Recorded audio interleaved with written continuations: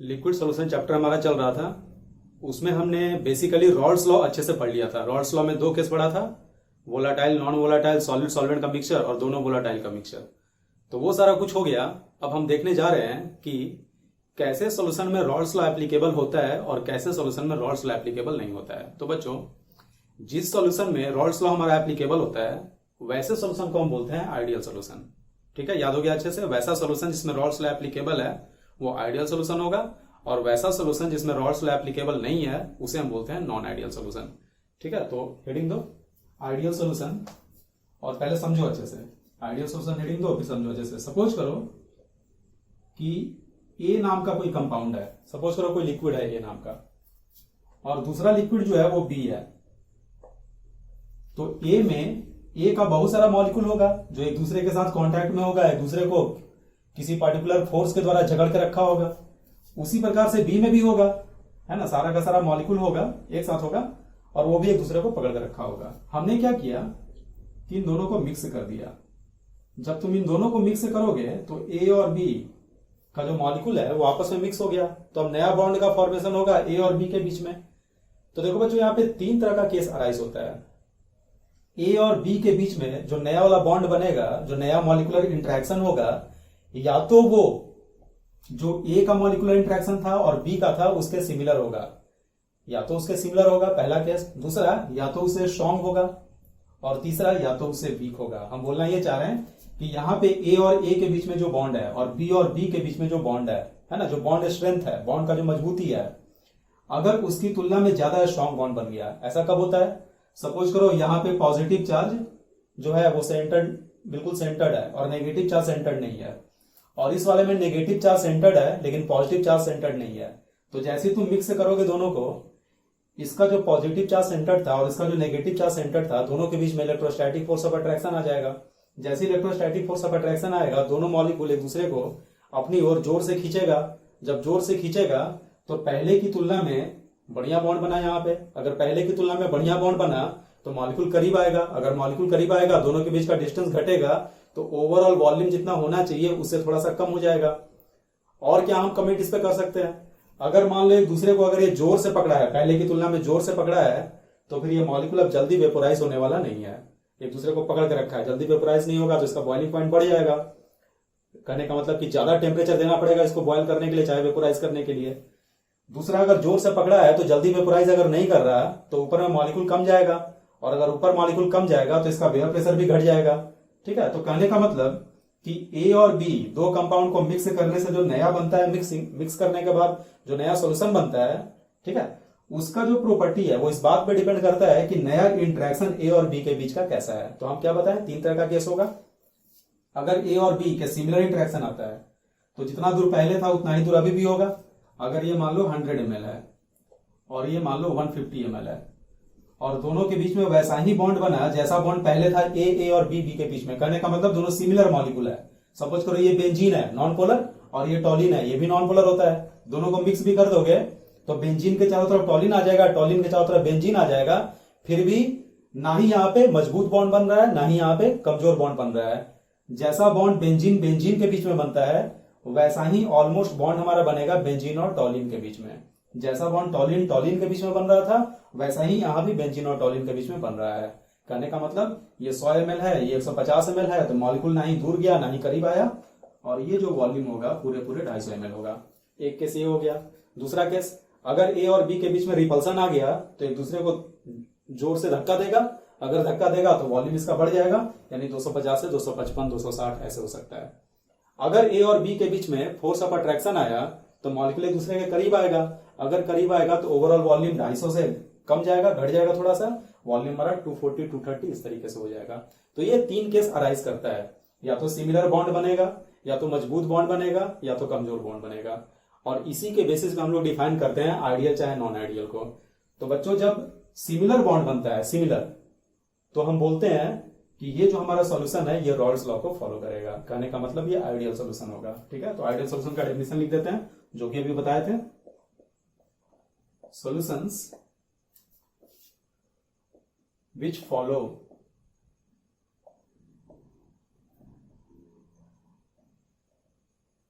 Rod's law for its entire range of concentration. Entire range of concentration का मतलब ये हुआ कि सॉल्यूट और सॉल्वेंट का रेशियो जो है वो अगर तुम अलग अलग करते हो तो कंसेंट्रेशन चेंज करेगा, और हर कंसेंट्रेशन पे हमारा जो सोल्यूशन है वो रॉल्स लॉ को फॉलो कर रहा है।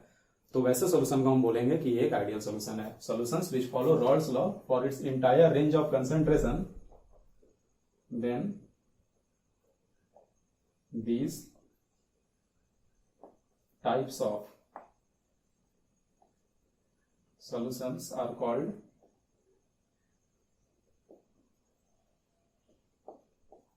Ideal solution. ठीक है, तो ये हमारा आइडियल सोल्यूशन का डेफिनेशन हो गया जो रॉल्स लॉ को फॉलो करे। अगर रॉल्स लॉ को फॉलो करेगा तो पी ए बराबर क्या आएगा, पी ए नॉट एक्स है, यही है ए और बी। पी बी नॉट क्या आएगा, पी बराबर आ जाएगा P B not X B, और वेपर प्रेशर जो सोल्यूशन का होगा पी बराबर वो आ जाएगा P A not X A plus P B not X B. Non ideal solution Raoult's law को फॉलो नहीं करेगा तो उस केस में जो हमारा पी ए होगा वो इससे बड़ा आएगा चाहे इससे छोटा आएगा, पीबी भी इसे या तो इससे बड़ा आ सकता है चाहे छोटा आ सकता है। लेकिन आइडियल सोल्यूशन में अभी जो पिछले क्लास तक जो कुछ भी हमने पढ़ा था वो सबका सब आइडियल सोल्यूशन था। दो इमिसिएबल लिक्विड को हम मिक्स किए थे उसको छोड़ के, दो इमिसिएबल लिक्विड को जब मिक्स किए थे तो पी बराबर याद करो P A not plus P B not आया था। ये फॉर्मूला फॉलो नहीं हो रहा था, यानी कि वो केस नॉन आइडियल सोल्यूशन का था, उसे छोड़ के जितना केस हम पढ़े थे सारा आइडियल सोल्यूशन का केस था। ठीक है, तो ये हो गया। और क्या सीखा हमने, आइडियल सोल्यूशन का फॉर्मेशन कब होता है बच्चों, जब मजबूत बॉन्ड बनता है, कमजोर बॉन्ड बनता है या सिमिलर बॉन्ड बनता है। तुम्हारा आंसर होगा कि जब सिमिलर बॉन्ड बनता है। ठीक है, तो हम ये बोल सकते हैं कि bond interaction in AB is similar to AA चाहे BB। AA और BB के सिमिलर होगा। और क्या सीखे, मिक्सिंग करने से पहले टोटल वॉल्यूम कितना था 100 और 150 250 ml, और मिक्स करने के बाद भी वॉल्यूम कितना है 250। ना ही वॉल्यूम बढ़ रहा है ना ही वॉल्यूम घट रहा है। तो हम ये कमेंट कर सकते हैं कि आइडियल सोल्यूशन में जो डेल्टा वी मिक्सिंग होता है ना, मिक्स करने पे वॉल्यूम बढ़ रहा है या घट रहा है, तुम बोलोगे सेम है, यानी वॉल्यूम चेंज नहीं किया, तो डेल्टा वी मिक्सिंग 0 के बराबर होगा। डेल्टा वी मिक्सिंग चाहे डेल्टा वी सिस्टम भी बोल सकता है। ठीक है, डेल्टा वी मिक्सिंग चाहे delta we system, change in volume ideal solution के केस में 0 के बराबर। और बताओ इस पूरी प्रक्रिया में देखो हो क्या रहा है, जब तुम मिक्स किए तो ए के बीच का बॉन्ड टूटा, बी के बीच का बॉन्ड टूटा, और ए और बी के बीच में नया बॉन्ड बनना शुरू हुआ। यानी जब पुराना बॉन्ड टूटेगा तो इसको हीट दें, ये हीट लेगा, एब्जॉर्ब करेगा, और जब नया बॉन्ड बनेगा तब ये हीट रिलीज करेगा। तो मेरा सवाल ये है कि ओवरऑल क्या होगा, ओवरऑल नेट प्रोसेस में हीट एब्जॉर्ब करेगा, हीट रिलीज करेगा, या कोई फर्क नहीं पड़ेगा। तुम्हारा आंसर होगा कोई फर्क नहीं पड़ेगा। क्यों, क्योंकि जो बॉन्ड इंटरेक्शन है वो सिमिलर है। इट मीन्स कि पुराना बॉन्ड के टूटने में जितना एनर्जी देना पड़ा था नए बॉन्ड के बनने में ठीक उतना ही एनर्जी रिलीज हुआ है। तो नेट एनर्जी कितना हुआ, अगर x दिया गया और x रिलीज हुआ तो ओवरऑल एनर्जी का जो एक्सचेंज होगा सराउंडिंग के साथ वो x माइनस एक्स बराबर 0 हो जाएगा। तो हम ये लिख सकते हैं कि डेल्टा एच मिक्सिंग जो है वो भी 0 के बराबर है। डेल्टा एच मिक्सिंग का मतलब क्या हुआ, डेल्टा एच सिस्टम में जो मिक्सिंग कर रहे हो, इस मिक्सिंग की प्रक्रिया में ओवरऑल नेट ना ही कोई हीट एब्जॉर्ब होगा ना ही कोई हीट रिलीज होगा। ठीक है, और बताओ दो सोल्यूशन को तुमने मिक्स कर दिया तो मिक्स करने से रैंडमनेस क्या रहा, वही रहा या बढ़ गया, तो रैंडमनेस हमेशा बढ़ेगा। जैसे ही दो सोल्यूशन को मिक्स करोगे चाहे आइडियल सोल्यूशन बने चाहे नॉन आइडियल, रैंडमनेस बढ़ेगा, और अगर रैंडमनेस बढ़ेगा तो हमारा इंट्रोपी भी क्या होगा, तो बढ़ेगा, है ना। तो डेल्टा एस मिक्सिंग क्या होगा, ग्रेटर देन 0 होगा। मिक्स करने से इंट्रोपी सिस्टम का बढ़ता है। मिक्सिंग जब भी लिखे ना बच्चों तो वो सिस्टम की बात कर रहा है, डेल्टा एस मिक्सिंग बढ़ेगा। और बताइए ये प्रोसेस क्या हुआ, स्पॉन्टेनियस हुआ, तो मिक्स किया और मिक्स हो गया, यानी कि ये प्रोसेस एक स्पॉन्टेनियस प्रोसेस है। और अगर ये एक स्पॉन्टेनियस प्रोसेस है तो इस पूरी प्रक्रिया का डेल्टा जी जो होगा वो नेगेटिव होगा। पढ़े होगा थर्मोडायनेमिक्स में, स्पॉन्टेनियस प्रोसेस में डेल्टा जी मिक्सिंग जो होता है वो नेगेटिव होता है। नहीं पढ़े हो थर्मोडायनेमिक्स में तो जाकर थर्मो में इंट्रोपी और गिब्स फ्री एनर्जी का जो पार्ट था उसको अच्छे से रिवाइज कर लेना। ठीक है, तो डेल्टा एस मिक्सिंग ये सिस्टम है बच्चों, डेल्टा एस मिक्सिंग बोलो चाहे डेल्टा एस सिस्टम बोलो, ये सब सिस्टम है जितना मिक्सिंग का है। और लास्ट पॉइंट, एक बात बताओ, डेल्टा एस सराउंडिंग का फॉर्मूला क्या होता था, minus Q system by T. अगर हम कांस्टेंट प्रेशर पे बात कर रहे हैं तो ये हो जाएगा minus delta H system by T. कहने का मतलब डेल्टा एच सिस्टम का जो साइन है उसका जस्ट ऑपोजिट साइन होगा डेल्टा एच सराउंडिंग का। अगर डेल्टा एच सिस्टम नेगेटिव है तो ये पॉजिटिव, अगर ये पॉजिटिव है तो ये नेगेटिव, और अगर ये जीरो है तो ये जीरो। और सिस्टम का मतलब क्या, मिक्सिंग वाला, तो डेल्टा एच मिक्सिंग कितना है, जीरो। अगर डेल्टा एच मिक्सिंग इस केस में जीरो है तो डेल्टा एच सराउंडिंग भी क्या हो जाएगा, हम लिख सकते हैं कि डेल्टा एच सराउंडिंग जो होगा वो भी जीरो के बराबर होगा। ठीक है, ये याद रखना अलग से। याद क्या, थर्मो में इसको पढ़े ही हो। यहां पे हम आइडियल नॉन आइडियल में जितना केस देखेंगे उसमें याद रखना डेल्टा एच मिक्सिंग का जो साइन होगा उसका ऑपोजिट साइन होगा डेल्टा एच सराउंडिंग का। तो देखो हमने क्या क्या पॉइंट यहां पे निकाला। हमने निकाला कि जो सोल्यूशन रॉल्स लॉ को फॉलो करता है अपने पूरे कंसेंट्रेशन में गिवन टेम्परेचर प्रेशर पे, उसे हम बोलते हैं आइडियल सोल्यूशन। अगर वो आइडियल सोल्यूशन है तो P बराबर P A not X A plus P B not X B होगा। बॉन्ड इंट्रैक्शन जो है वो सिमिलर होगा मिक्स करने के बाद भी।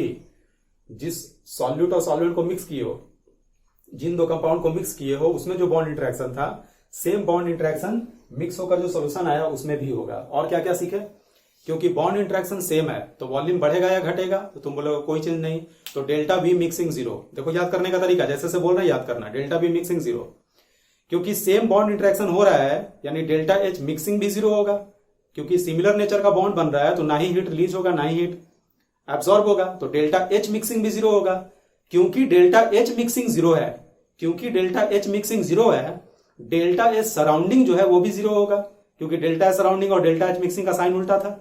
यहां बताया फिर से क्या क्या बताया, delta we mixing zero, delta H mixing zero, क्योंकि डेल्टा एच मिक्सिंग जीरो इसलिए डेल्टा एच सराउंडिंग भी जीरो के बराबर।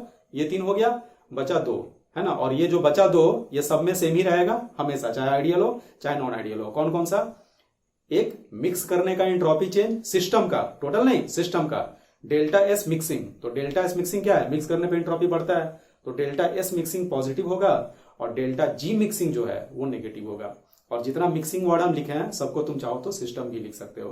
तो याद हो गया बच्चों। अगर तुमसे हम पूछें कि आइडियल सोल्यूशन का सारा पॉइंट बताओ तो क्या क्या पॉइंट बताओगे।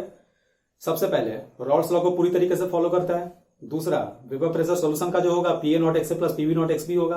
तीसरा, सिमिलर नेचर का बॉन्ड बनेगा। चौथा, मिक्स करने पे वॉल्यूम में कोई चेंज नहीं यानी डेल्टा भी जीरो, मिक्स करने पे ना ही हीट रिलीज होगा ना ही गेन होगा, यानी डेल्टा एच बराबर जीरो, डेल्टा एच सराउंडिंग बराबर भी जीरो। बचा दो, डेल्टा एच सिस्टम चाहे मिक्सिंग ग्रेटर देन जीरो और डेल्टा जी सिस्टम चाहे मिक्सिंग लेस देन जीरो होगा। एकदम इसको याद कर लेना, बार बार रिपीट करना जिस तरीके से समझाए हैं। सारा का सारा कहां से गवर्न हो गया, सिमिलर बॉन्ड की वजह से। अगर सिमिलर बॉन्ड नहीं बनता तो हम इन पे कमेंट नहीं कर पाते। सिमिलर बॉन्ड बन रहा है तो आगे हमको कुछ भी याद करने की जरूरत नहीं है, क्योंकि सिमिलर बॉन्ड था इसलिए वॉल्यूम ना ही बढ़ा ना ही घटा, सेम रह गया तो डेल्टा भी जीरो। सिमिलर बॉन्ड था तो एनर्जी ना ही लगा ना रिलीज हुआ, चाहे यूं बोलो कि जितना लगा उतना ही रिलीज हुआ, तो डेल्टा एच मिक्सिंग भी कितना हो गया, जीरो हो गया। मिक्स करने पे सिस्टम का जो एंट्रोपी है हमेशा बढ़ेगा, गिब्स फ्री एनर्जी हमेशा घटेगा। लास्ट में बचा सराउंडिंग, तो सराउंडिंग के फॉर्मूले से हमें कमेंट कर सकते हैं कि जो डेल्टा एच है उसका अपोजिट साइन होगा, तो ये जीरो है तो अपोजिट क्या करोगे, वो भी जीरो हो जाएगा। ठीक है बच्चों, तो बार बार इस लॉजिक से जो भी हम बोले है ना याद करने की चेष्टा करना, इसको कभी मत भूलना। यहां से थ्योरेटिकल सवाल पूछ सकता है। अगर कंफ्यूज करते हो तो वीडियो रिवाइंड करना, फिर से देखना, जिस तरीके से हम एक्सप्लेन कर रहे हैं, जिस तरीके से हम लॉजिक दे रहे हैं उस लॉजिक को पकड़ के रखना, है ना। और अगर ये याद हो गया तो बिल्कुल इसी तरीके से हम लोग नॉन आइडियल सोल्यूशन को भी देख लेंगे। लेकिन फिलहाल ये इतना देखे आइडियल सोल्यूशन में, और अब हम लोग आइडियल सोल्यूशन में ग्राफ देखेंगे वेपर प्रेशर का और बॉइलिंग पॉइंट का। ठीक है, इतना पहले नोट करो।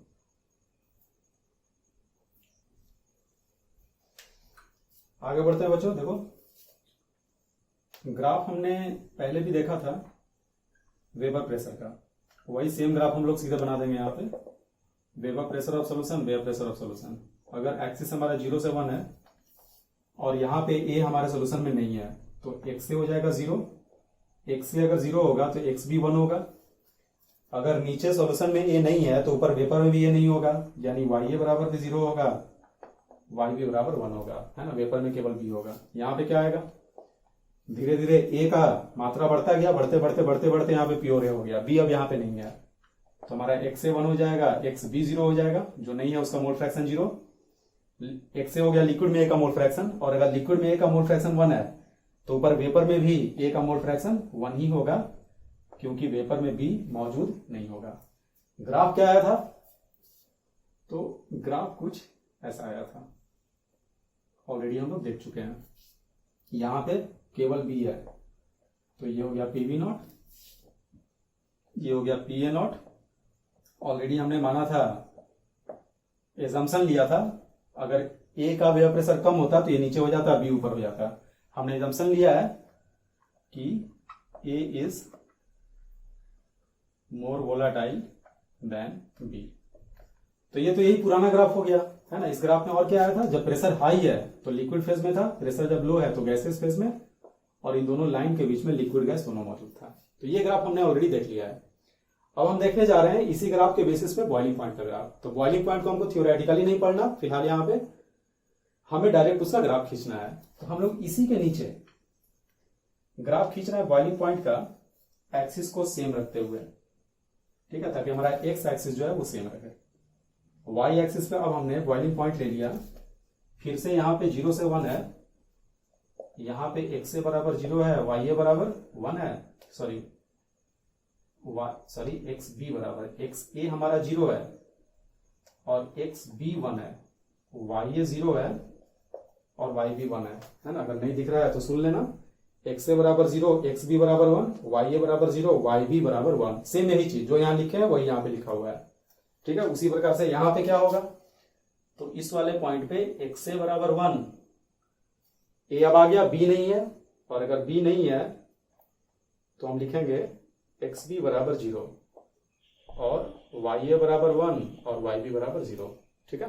अब देखो बच्चों, अगर ए मोर वोलाटाइल है, पहला क्लास याद करो, जो कंपाउंड ज्यादा वोलाटाइल होता है उसका वेव प्रेशर तो ज्यादा होता है लेकिन बॉइलिंग पॉइंट कम होता है। कहने का मतलब अगर पीए नॉट बड़ा होगा पीवी नॉट से, तो टीए नॉट जो है वो छोटा हो जाएगा टीवी नॉट से, ठीक है। इस वाले पॉइंट पे क्या था, केवल बी है। अगर केवल बी है तो वेपर प्रेशर बी का आया, प्योर बी का, तो बॉइलिंग पॉइंट भी केवल बी का आएगा। अगर बी का वेपर प्रेशर कम है तो उसका बॉइलिंग पॉइंट क्या होगा, बॉइलिंग पॉइंट ज्यादा होगा, है ना, तो ऊपर चला गया है। लेकिन ए का बॉइलिंग पॉइंट अब कम हो गया, तो ए वाला पॉइंट जो है नीचे हो जाएगा। जैसे जैसे ए का मात्रा बढ़ता जा रहा था, हम नोटिस कर रहे थे कि वेपर प्रेशर बढ़ता जा रहा है। वेपर प्रेशर और बॉइलिंग पॉइंट में इनवर्स का रिलेशन होता है, फर्स्ट क्लास में बताए थे। जिस कंपाउंड का वेपर प्रेशर ज्यादा होता है बॉइलिंग पॉइंट कम होता है, जिसका बॉइलिंग पॉइंट ज्यादा होता है वेपर प्रेशर कम होता है। तो अगर वेपर प्रेशर बढ़ता जा रहा है तो बॉइलिंग पॉइंट क्या होगा, बॉइलिंग पॉइंट घटता हुआ चला जाएगा, ठीक है। किस तरीके से घटेगा, क्या स्ट्रेट लाइन में घटेगा, तो नहीं, कर्व में घटता है। हमें उसका इक्वेशन नहीं पढ़ना, डायरेक्ट याद रखना है कि यहां से जैसे 2 लाइन यहां बढ़ रहा था, यहां 2 लाइन घटता जाएगा, है ना, लेकिन वो कर्व के फॉर्म में घटेगा। तो ग्राफ कैसा होता है, तो ग्राफ कुछ ऐसा हो जाएगा, इस तरह से। ये हमारा पीए नॉट है, ठीक है बच्चों। अब एक बात बताओ, जब टेम्परेचर बहुत लो होगा तो लो टेम्परेचर पे लिक्विड एग्जिस्ट करता है, हाई टेम्परेचर पे गैस एग्जिस्ट करता है, और इन दोनों लाइन के बीच में लिक्विड गैस का इक्विलिब्रियम एग्जिस्ट करेगा, ठीक है। देखो इस वाले ग्राफ में हम लोग कंसंट्रेशन के साथ प्रेशर को वैरी कर रहे हैं, और यहाँ पे टेम्परेचर कांस्टेंट है इस ग्राफ में। और अगर टेम्परेचर कांस्टेंट है तो ऐसे ग्राफ को हम बोलते हैं आइसोथर्म, ठीक है। तो आइसोथर्म जब भी बनाने को बोलेगा तुम वेपर प्रेशर का ग्राफ बनाओगे। इसमें क्या हो रहा है, इसमें टेम्परेचर चेंज कर रहा है, चाहे बॉइलिंग पॉइंट का वेरिएशन हम देख रहे हैं, तो जो बॉइलिंग पॉइंट का वेरिएशन देखेंगे प्रेशर को फिक्स रख के देखेंगे, प्रेशर को कांस्टेंट रख के। तो इस वाले ग्राफ में हमारा प्रेशर कांस्टेंट है, और अगर प्रेशर कांस्टेंट होता है तो ऐसे ग्राफ को हम बोलते हैं आइसोबार। तो ये हमारा आइसोथर्म है, ये हमारा आइसोबार है, और ये आइडियल सॉल्यूशन का दोनों ग्राफ हो गया। एक कंसंट्रेशन के साथ वेपर प्रेशर का वेरिएशन, और दूसरा कंसंट्रेशन के साथ बॉइलिंग पॉइंट का वेरिएशन, ठीक है। ऐसा ही ग्राफ हम लोग देखेंगे नॉन आइडियल सॉल्यूशन में भी। अब एक और बात बताओ, लास्ट बात, इसका एग्जाम्पल क्या होगा, आइडियल सॉल्यूशन का एग्जाम्पल्स क्या होगा। तो आइडियल सॉल्यूशन का एग्जाम्पल जब भी सोचोगे तुम, आइडियल सॉल्यूशन का, देखो ये नीचे नहीं जाएगा, ये ऊपर से ही गया है, डायरेक्ट उस पॉइंट तक गया है, ध्यान देना, है ना। ऐसा नहीं है कि नीचे जाएगा उसके बाद ऊपर आएगा, नीचे जाकर ऊपर नहीं आएगा, ये सीधे नीचे होता ही चला गया है।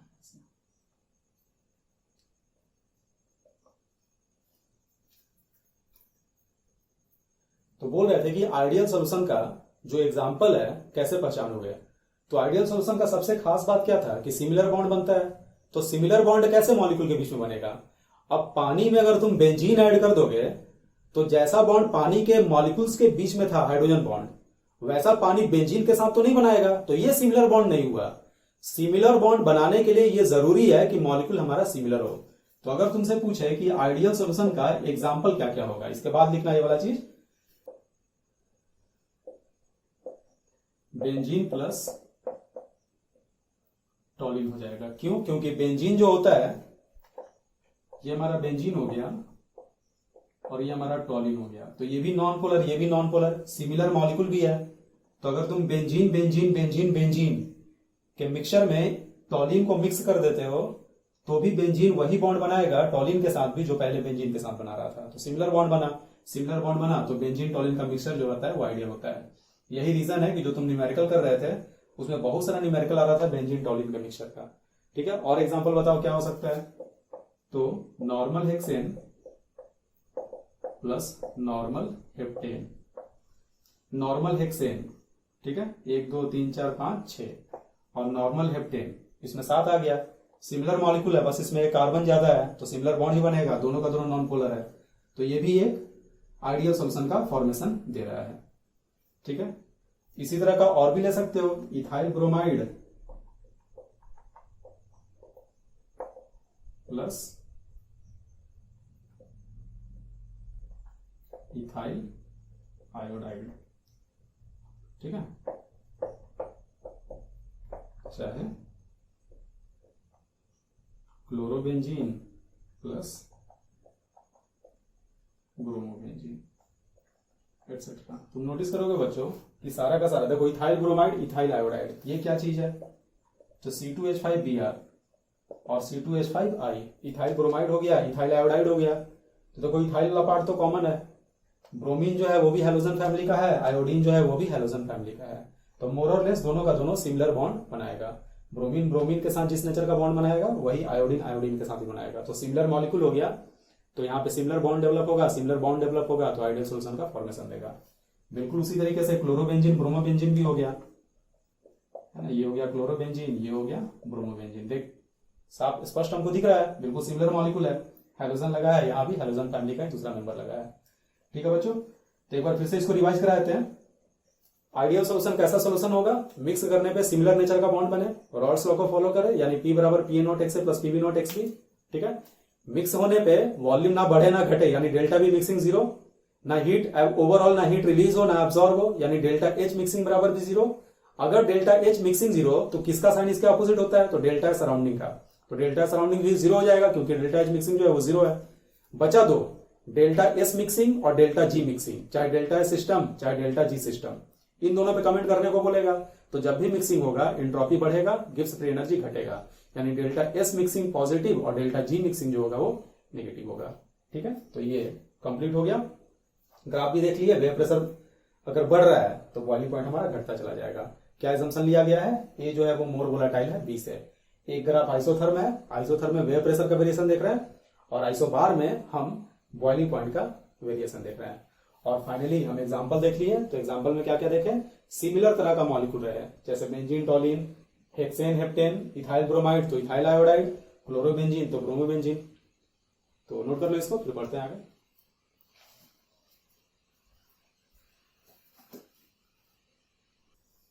अगला हेडिंग तो बच्चों नॉन आइडियल सॉल्यूशन। इसमें लिखना these solutions do not obey Rawls law over their entire range of concentration.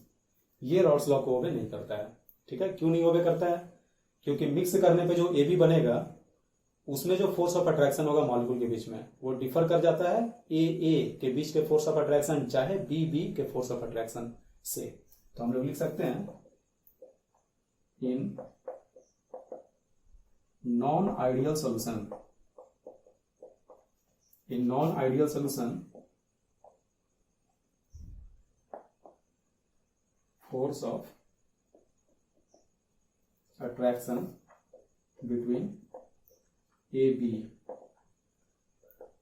is different than the same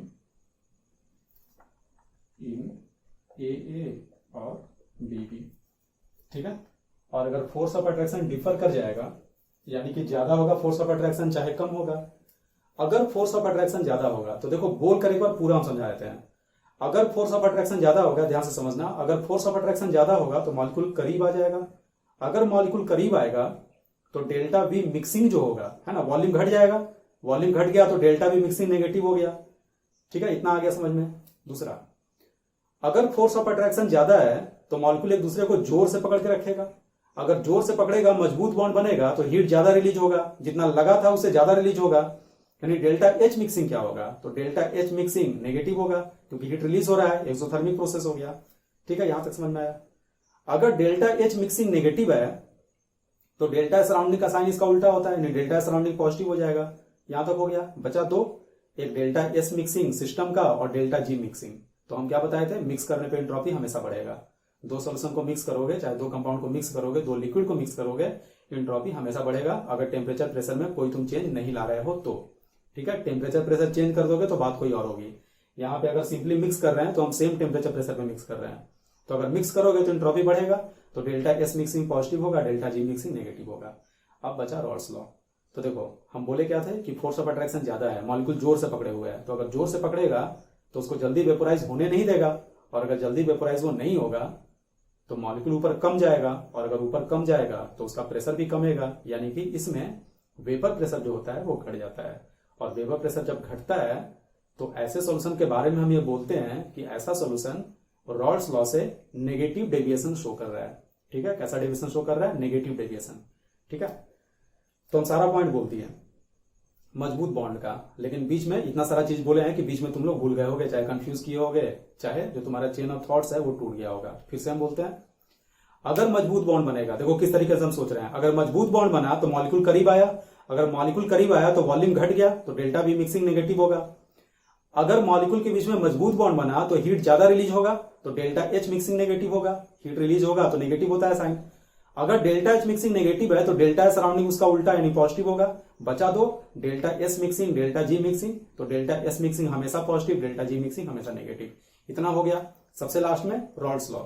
ठीक है, वेव प्रेशर बढ़ेगा ही घटेगा, तो मजबूत बॉन्ड बन रहा है, अगर मजबूत बॉन्ड बनेगा तो मॉलिक्यूल अब ऊपर जल्दी नहीं जाएगा, जल्दी नहीं जाएगा तो वेव प्रेशर पहले से घट जाएगा, यानी कौन सा डेविएशन, तो तुम बोलोगे नेगेटिव डेविएशन आ गया।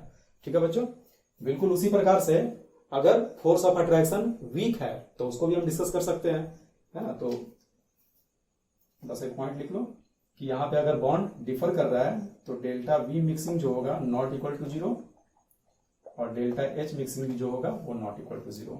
ठीक है, इसके बाद हम लिख रहे हैं there are two types of non ideal solution. दो तरह का नॉन आइडियल सोल्यूशन होता है, कौन कौन सा। पहला, solutions which show positive deviation from Rawls law. दूसरा कौन सा बच्चों, solutions which show negative deviation from Rolle's law। ठीक है, नोट कर लो, एक एक करके दोनों को हम लोग देखते हैं।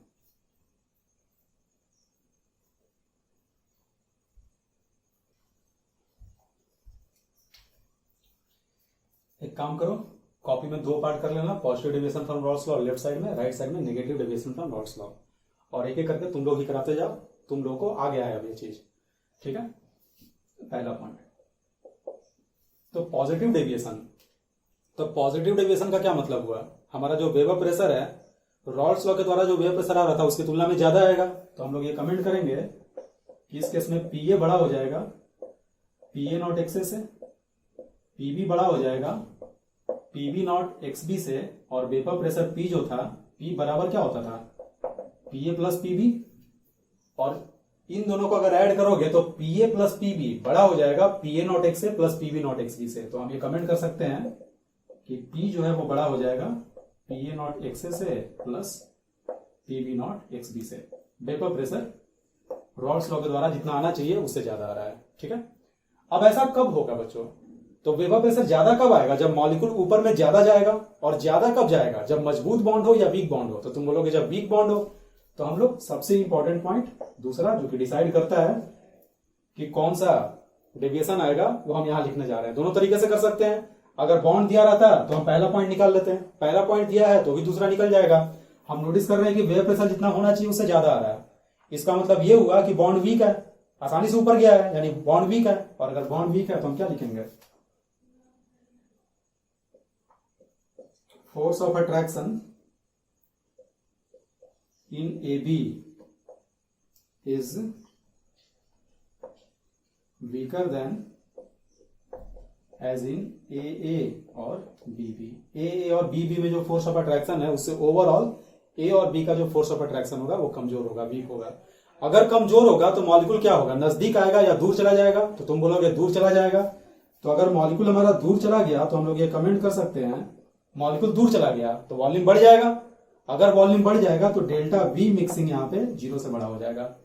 ठीक है, और बताओ कैसा बॉन्ड बना, वीक इंट्रैक्शन हुआ, वीक बॉन्ड बना। अगर वीक बॉन्ड बना तो एनर्जी उतना रिलीज नहीं होगा। देखो होता क्या था, ए और बी था पहले से, और दोनों का दोनों मिक्स होके ए बी बना दिया। और यहां पे वीक बॉन्ड है, पहले मजबूत बॉन्ड था, तो मजबूत बॉन्ड को तोड़ने के लिए एनर्जी ज्यादा देना पड़ा, और जब वीक बॉन्ड बना तो एनर्जी कम रिलीज हुआ। इसका मतलब कि ओवरऑल यहां पे एनर्जी रिलीज नहीं हुआ, बल्कि यहां पे लग गया एनर्जी। फिर से समझाते हैं, ए में जो बॉन्ड है और बी में जो बॉन्ड है वो ए बी की तुलना में मजबूत बॉन्ड है, और जब मिक्स किए हो तो पुराना मजबूत बॉन्ड टूट के वीक बॉन्ड बन रहा है। तो मजबूत बॉन्ड के टूटने में ज्यादा एनर्जी एब्जॉर्ब हो गया, जबकि रिलीज कम हुआ, तो ओवरऑल हम बोलेंगे एनर्जी यहाँ पे एब्जॉर्ब हो गया। और अगर एनर्जी यहाँ पे एब्जॉर्ब हो गया तो हमें कमेंट कर सकते हैं कि डेल्टा एच मिक्सिंग जो होगा, एनर्जी एब्जॉर्ब हुआ तो एंडोथर्मिक, यानी डेल्टा एच मिक्सिंग पॉजिटिव होगा। और बताओ क्या बताए थे, डेल्टा एच सराउंडिंग का साइन डेल्टा एच मिक्सिंग का उल्टा होता है। तो हम बोल सकते हैं कि अगर delta H mixing greater than 0 है, चाहे पॉजिटिव है, तो डेल्टा सराउंडिंग नेगेटिव होगा, चाहे लेस देन 0 होगा। चौथा पॉइंट क्या था, डेल्टा एस मिक्सिंग एंट्रोपी जो है हमेशा बढ़ता है, और डेल्टा जी मिक्सिंग जो है वो हमेशा घटता है। ठीक है बच्चों, तो ये इतना तुम लोग सीधे कमेंट कर सकते हो इस बात को देखकर कि पॉजिटिव डेविएशन है कि नेगेटिव डेविएशन है, चाहे बॉन्ड इंट्रैक्शन मजबूत है या कमजोर है। उसी प्रकार से नेगेटिव में बता दो, तो नेगेटिव डेविएशन में पहला पॉइंट क्या होगा, नेगेटिव डेविएशन का मतलब वेव प्रेशर घट रहा है, तो वेव प्रेशर अगर घट रहा है तो पीए छोटा हो जाएगा पीए नॉट एक्स से, पीबी छोटा हो जाएगा पीबी नॉट एक्स बी से, और अगर दोनों को ऐड कर दोगे तो पी हमारा छोटा हो जाएगा PA naught X A plus PB naught X B से। यानी वेपर प्रेशर जितना आना चाहिए उससे कम आ रहा है। तो वेपर प्रेशर कम कब आएगा, जब मॉलिक्यूल ऊपर में कम जाएगा तो उसका प्रेशर भी कम होगा। ऊपर में मॉलिक्यूल कम कब जाएगा, ऊपर में मॉलिक्यूल कम तब जाएगा जब बगल का मॉलिक्यूल उसको जोर से पकड़ेगा, यानी अब बॉन्ड इंट्रैक्शन पहले की तुलना में स्ट्रांग हो गया है। ठीक है, तो हम ये बोलेंगे फोर्स ऑफ अट्रैक्शन, बिल्कुल उसी तर्ज पे, force of attraction in A B is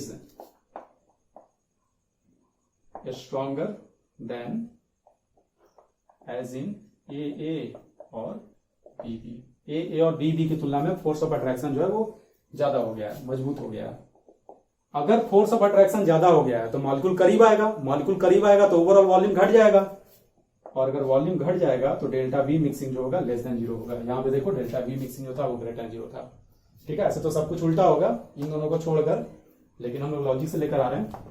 और बताओ, फोर्स ऑफ अट्रैक्शन ज्यादा है तो मजबूत बॉन्ड बना, मजबूत बॉन्ड बना तो ज्यादा एनर्जी रिलीज होगा, तो नेट एनर्जी यहाँ पे रिलीज होगा delta H mixing less than 0 हो जाएगा। हमारा प्रोसेस जो है एक्सोथर्मिक हो जाएगा, है ना, हमारा प्रोसेस एक्सोथर्मिक हो जाएगा। यहाँ पे चाहो तो लिख सकते हो एंडोथर्मिक। और बताओ बच्चों, अगला पॉइंट हम क्या बोलेंगे, अगला कमेंट हम करेंगे डेल्टा सराउंडिंग पे। डेल्टा एच मिक्सिंग का जो साइन है उसका यहाँ पे उल्टा साइन होगा।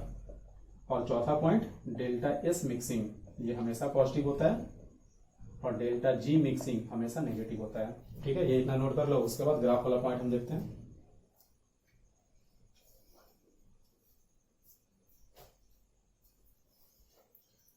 अगला पॉइंट देखते हैं बच्चों, नंबर 5। तो देखो नंबर 5 था हमारा आइसोथर्म।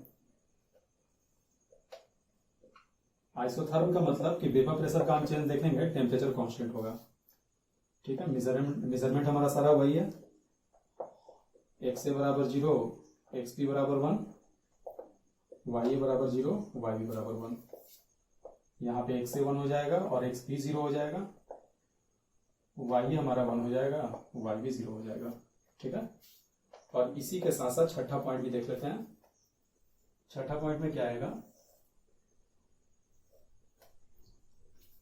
कि हम लोग बॉइलिंग पॉइंट के वेरिएशन को देखेंगे।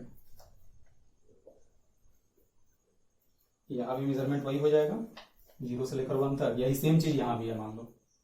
ठीक है, अब देखो वेपर प्रेशर फिर से लेकर चल रहे हैं कि हमारा ए जो है मोर वोलाटाइल है, बी जो है लेस वोलाटाइल है। ठीक है, तो देखो ग्राफ क्या आएगा, पॉजिटिव डेविएशन हो रहा है, यानी जिस कंपोजिशन पे पहले 300 टोर प्रेशर आ रहा होगा, अब पॉजिटिव डेविएशन की वजह से सबसे ज्यादा प्रेशर आएगा।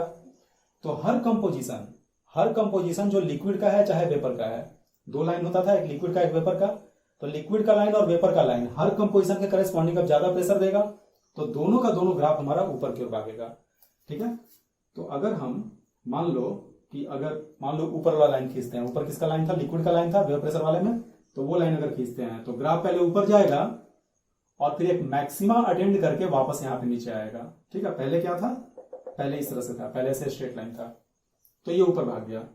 वेपर वाला लाइन क्या था, वेपर का लाइन पहले ऐसे था, ये भी ऊपर भागेगा।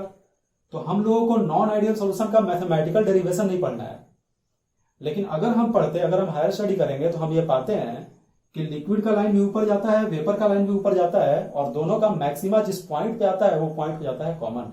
यानी ये जो वेपर का लाइन है ये भी अगर ऊपर भागेगा तो ये कुछ ऐसे ऊपर जाता है, ऐसे जाएगा, जहां पे लिक्विड का मैक्सिमा आया है वहीं पर टच करेगा और फिर यहां से नीचे उतर जाएगा। ठीक है, ये डॉटेड लाइन जो है ये लिक्विड सॉल्यूशन का ग्राफ था, और अभी ये पॉजिटिव डेविएशन में वेपर प्रेशर का ग्राफ हमारा ये बोल्ड वाला सॉलिड लाइन आया है। ठीक है, तो हम डॉटेड को मिटा देते हैं, ऑलरेडी ये पढ़ चुके हैं। लिक्विड कहां पे होगा, इसके ऊपर में लिक्विड होगा, नीचे में गैस होगा, और यहाँ पे लिक्विड गैस का इक्विलिब्रियम होगा, यहाँ पे लिक्विड गैस का इक्विलिब्रियम होगा, जगह नहीं है इसलिए लिख नहीं रहे हैं। अब देखो बच्चों यहां पे क्या हो रहा है, तो इस पॉइंट पे ध्यान से देखो, ये जो भी पॉइंट है यहां प्रेशर सेम है, और यहां पे जहां कहीं भी कट करेगा, मान लो वो 0.6 से सपोज करो, तो ये 0.6 से किस ग्राफ के करस्पॉन्डिंग आ रहा है, तो तुम बोलोगे दोनों ग्राफ यहां मौजूद है, यानी दोनों ग्राफ के करस्पॉन्डिंग। तो ये 0.6 जो है ये एक्स से भी होगा और वाई भी 0.6 ही होगा। अगर तुम एक्स बी को निकालना चाहते हो तो एक्स बी 0.4 आएगा और वाई भी हमारा 0.4 आएगा। कहने का मतलब ये कि ये जो मैक्सिमा आया ये ऐसा पॉइंट है जहां पे हमारा लिक्विड का मोल फ्रैक्शन और वेपर का मोल फ्रैक्शन सेम हो गया है। लिक्विड में ए और बी का मोल फ्रैक्शन 0.6.4 है, वेपर में भी 0.6.4 है। रीजन, दोनों पॉइंट एक ही जगह पे कोइंसाइड कर गया है, यानी कि एक्स एक्सिस पे दोनों का दोनों सेम जगह कट करेगा, तो जो लिक्विड का मोल फ्रैक्शन आएगा वही वेपर का मोल फ्रैक्शन आएगा। तो ये जो भी कंपोजिशन है बच्चों, ठीक है, इसको ही मिटा देते हैं, एग्जांपल के तौर पे लिए थे। ये जो भी कंपोजिशन है एक्स और वाई का, चाहे एक्स बी और वाई बी का, ठीक है, ऐसे कंपोजिशन वाले सॉल्यूशन को हम बोलते हैं एजियोट्रॉपिक मिक्सचर। क्या बोलते हैं उसको, एजियोट्रॉपिक मिक्सचर। ठीक है, इसके बाद हम लिखवाएंगे उसको।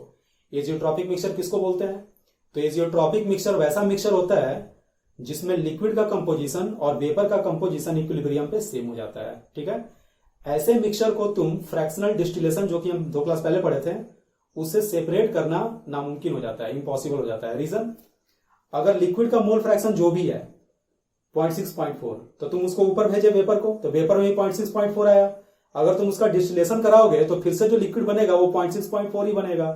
उसको तुम फिर से वेपोराइज करोगे तो 0.6.4 ही आएगा, क्योंकि पहले वाले में 0.6.4 से 0.6.4 आया, तो अगले वाले में भी सेम चीज रिपीट होगा।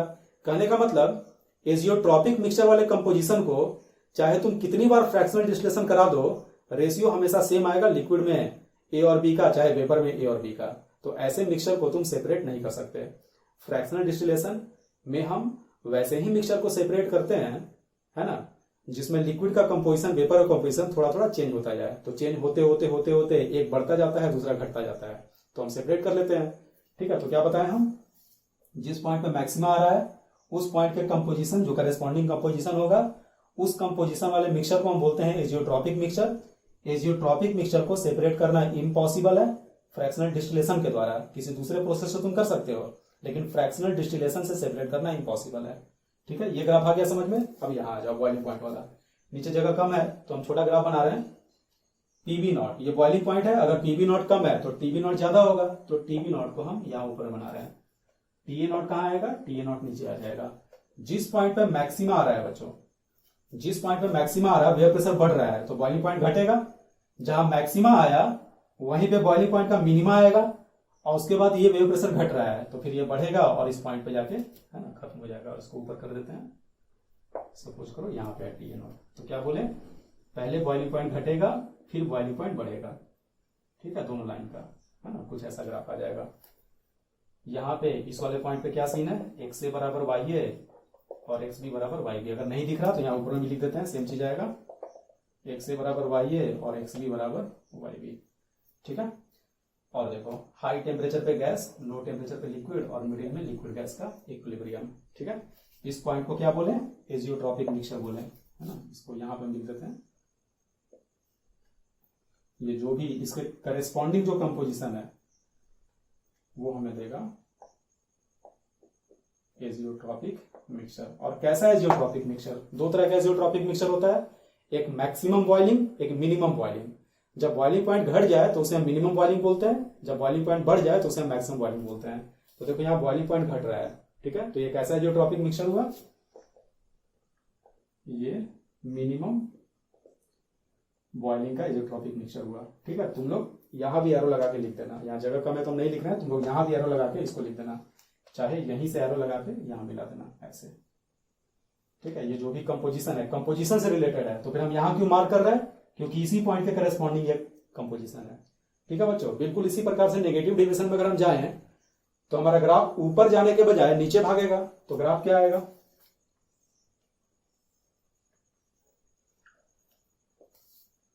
वेपर प्रेशर, यहां भी आ गया वेपर प्रेशर, मेजरमेंट वही सेम है, एक्स ए बराबर 0, एक्स बी बराबर 1, वाई ए बराबर 0, वाई बी बराबर 1।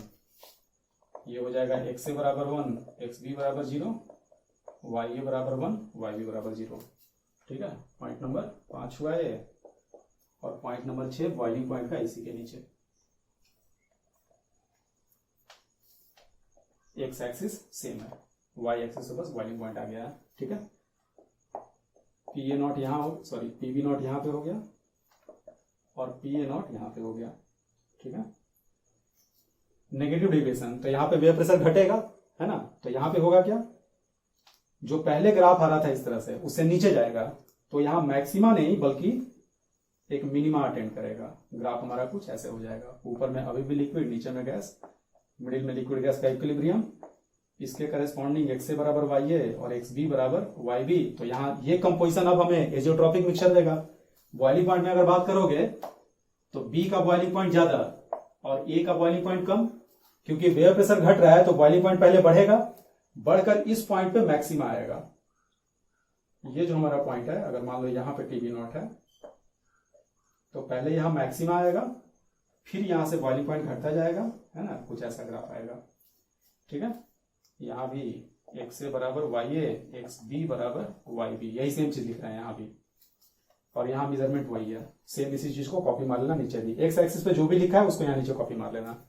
लो टेम्परेचर पे लिक्विड होगा, हाई टेम्परेचर पे गैस होगा, मिडिल में लिक्विड गैस का इक्विलिब्रियम होगा। कैसा एजियोट्रॉपिक मिक्सचर बनेगा, तो तुम बोलोगे मैक्सिमम बॉइलिंग, क्योंकि यहाँ पे बॉइलिंग पॉइंट का मैक्सिमा आ रहा है, ठीक है।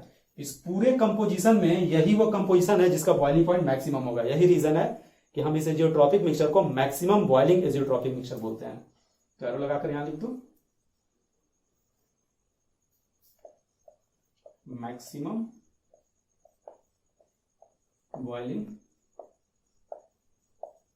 एजियोट्रॉपिक मिक्सचर, ठीक है। नोट कर लो, ये पूरा अच्छे से नोट करना, समझते हुए बड़ा बड़ा डायग्राम बनाना, ठीक है, बड़ा डायग्राम बनाना, स्पष्ट बनाना, नोट कर लो।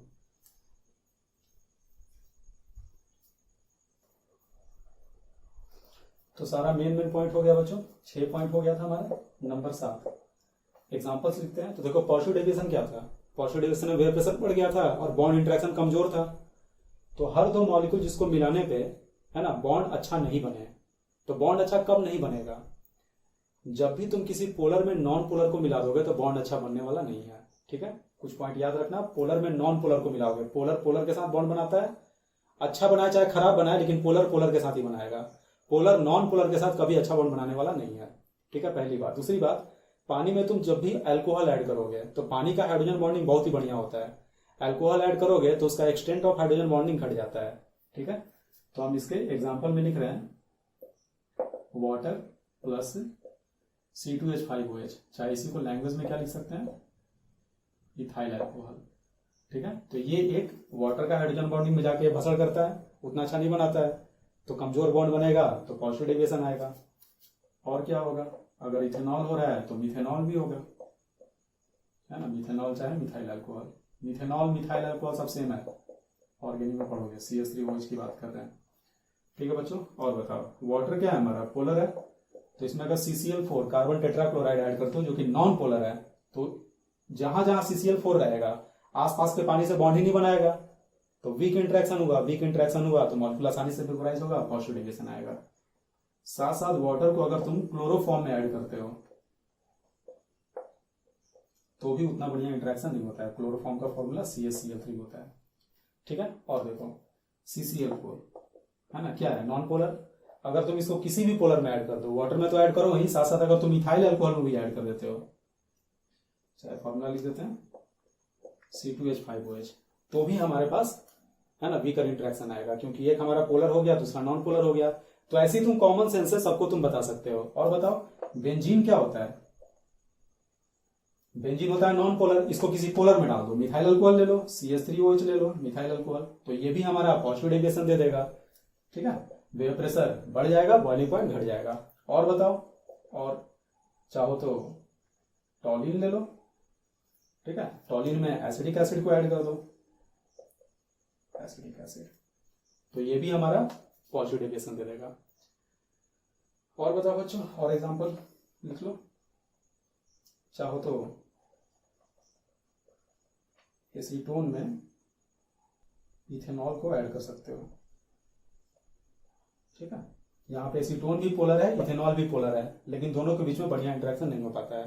ठीक है, तो इसको अलग से याद कर लेना, इसके अलावा बाकी सारा का सारा समझने का है, एक्सेट्रा लिख दे रहे हैं। ठीक है, नोट कर लो। उसी प्रकार से नेगेटिव डेविएशन वाले को भी कर सकते हो। तो नेगेटिव डेविएशन कब आएगा, जब मजबूत बॉन्ड बने। ठीक है, तो एक इसमें याद रखना बच्चों, जब भी नॉन पोलर, इसका मेन एग्जांपल यही होता है नॉन पोलर और पोलर का, नॉन पोलर और पोलर को जब भी मिक्स करेगा हमेशा पॉजिटिव डेविएशन आएगा। ठीक है, और पानी में अल्कोहल जब भी मिक्स करेगा तो भी पॉजिटिव डेविएशन आएगा, ये दो चीज याद रखना। ठीक है, अब देखो इंपॉर्टेंट है, याद रखना। अब देखो नेगेटिव डेविएशन यानी कि वेव प्रेशर घट जाए, वेव प्रेशर घटेगा कब, जब मजबूत बॉन्ड बनेगा। और मजबूत बॉन्ड कब बनता है, तो देखो जैसे हमारा ये एसीटोन था, एसीटोन, तो एसीटोन ये रहता है CH3 C double bond O CH3, ये एसीटोन हो गया। एसीटोन में देखो ऑक्सीजन पे डेल्टा माइनस, यहाँ डेल्टा प्लस कंसंट्रेटेड रहता है।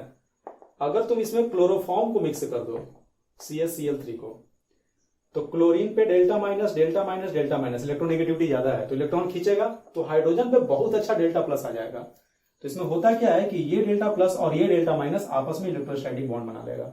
ठीक है, तो जैसे ही बॉन्ड बनेगा अच्छा इंटरेक्शन हो जाएगा। तो एसीटोन में जब तुम क्लोरोफॉर्म को मिलाओगे, है ना, तो अच्छा बॉन्ड बन जाता है। ठीक है, मिटा देते हैं। वैसे इसको नोट करना कोई जरूरी नहीं था, नोट करने का मन होगा तो थोड़ा सा बैक करके नोट कर लेना। और बताओ वाटर में H2O में जब भी तुम किसी स्ट्रॉन्ग एसिड को ऐड करोगे, जैसे HCl को ऐड कर दिए, तो देखो होगा क्या, पानी इसका H+ छीन लेगा, H+ छीन के बनाएगा हाइड्रोनियम आयन H3O+, और साथ में कौन है Cl-, तो अब ये प्लस और माइनस के बीच में अच्छा इंटरेक्शन बन जाएगा, फिर से यहाँ पे इलेक्ट्रोस्टैटिक बॉन्ड बन जाएगा। ठीक है, तो हम ये कमेंट कर सकते हैं कि पानी में तुम जब भी स्ट्रॉन्ग एसिड को ऐड कर दो, HCl को ऐड कर दो, चाहे HNO3 को ऐड कर दो, है ना, तो ये सब नेगेटिव डेविएशन का अच्छा एग्जांपल होता है। ठीक है, और तुम कमेंट कर सकते हो एसिडिक एसिड मान लो ले लो, तो एसिडिक एसिड क्या है, एक एसिड है, अगर तुम इसको पिरिडीन में मिक्स करते हो, पिरिडीन क्या है, पिरिडीन बेसिक नेचर का है, तो इन दोनों के बीच में एसिड बेस रिएक्शन हल्का सा होगा और उसकी वजह से दोनों एक दूसरे से अच्छे से इंटरेक्ट करेगा, अच्छे से इंटरेक्ट करेगा तो जल्दी वेपोराइज नहीं होगा, जल्दी वेपोराइज नहीं होगा तो वेव प्रेशर घट जाएगा, वेव प्रेशर घट जाएगा तो नेगेटिव डेविएशन आएगा। ठीक है बच्चों, नोट कर लो। ऐसा ही एक और एग्जांपल लिख सकते हो, फिनॉल में एनिलीन को मिला दो, एनिलीन हो गया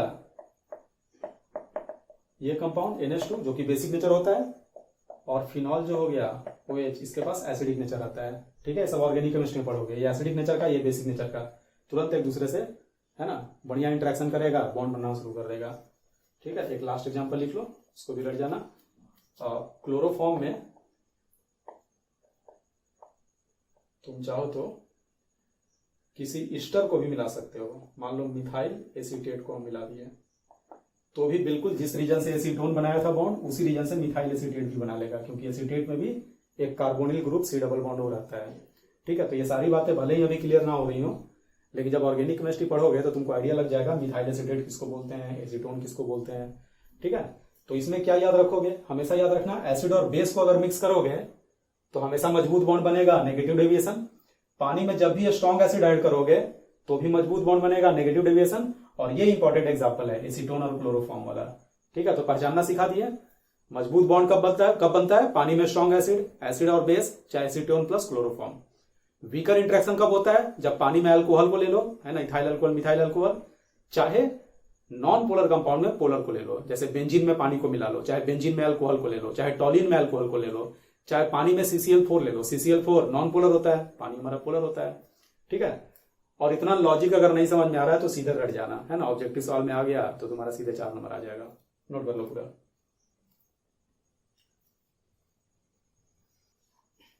अगला हेडिंग दो बच्चों, एजियोट्रॉपिक मिक्सचर। इसका बस हमें डेफिनेशन जानना है। ठीक है, जो कि ऑलरेडी हम बता चुके हैं। क्या बताए थे कि एजियोट्रॉपिक मिक्सचर में लिक्विड का कंपोजिशन वेपर कंपोजिशन के बराबर हो जाता है इक्विलिब्रियम पे, बस वही लिखना है। ठीक है, लिख लो, when composition of liquid solution becomes equal to composition of its vapor, then such solution or mixture is called azeotropic mixture. ठीक है, वैसे सॉल्यूशन को हम बोलते हैं एजियोट्रॉपिक मिक्सचर। एजियोट्रॉपिक मिक्सचर कब बनता है ना, ऑलवेज नॉन आइडियल सॉल्यूशन में। Azeotropic mixtures are found in, चाहे azeotropic mixtures are non ideal solution, ये खुद ही होता है नॉन आइडियल सॉल्यूशन। और इसमें इंपॉर्टेंट पॉइंट क्या बताए थे, these mixtures can not be separated by fractional distillation method. ऐसे मिक्सचर को हम फ्रैक्शनल डिस्टिलेशन मेथड से सेपरेट नहीं कर सकते। उसका रीजन क्या था बच्चों, फ्रैक्शनल डिस्टिलेशन मेथड में क्या होता था, पहले एक कंटेनर था, हमने लिक्विड को ले लिया, तो यहाँ कंपोजिशन है XA और XB। इक्विलिब्रियम पे, है ना, इक्विलिब्रियम लिख देना, when composition of liquid solution becomes equal to composition of its vapour at equilibrium, then, है ना, at equilibrium, then such solutions और mixtures are called azeotropic mixtures. ठीक है, देखो, तो इक्विलिब्रियम पे जो ऊपर में वेपर आएगा उसमें जो YA और YB होगा, तो XA बराबर YA हो जाता है और XB बराबर YB हो जाता है।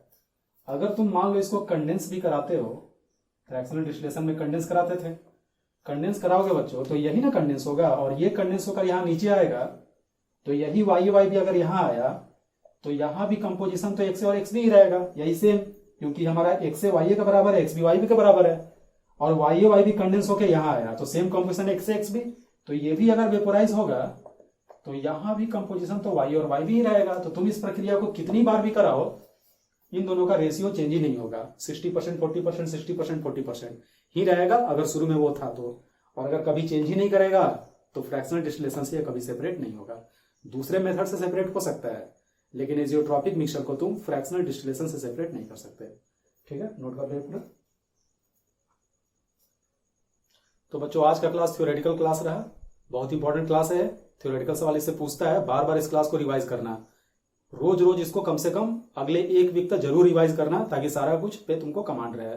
पॉजिटिव डेविएशन, नेगेटिव डेविएशन में वॉल्यूम का चेंज कैसे आता है, delta H mixing, delta H surrounding, delta H system, delta G system, सब पे कमेंट किए हैं। ये सब तुमको आना चाहिए बिल्कुल, केवल इस पॉइंट से कि डेविएशन कौन सा हो रहा है। ठीक है, एक से ही तुमको निकालना आना चाहिए, रटना नहीं है, समझना है, जैसे आज हम समझाए हैं। ठीक है, तो इसको कंप्लीट करके अच्छे से रखना। अगले क्लास में हम लोग शुरू करेंगे कॉलिगेटिव प्रॉपर्टीज। ठीक है, तो मिलते हैं अगले क्लास में।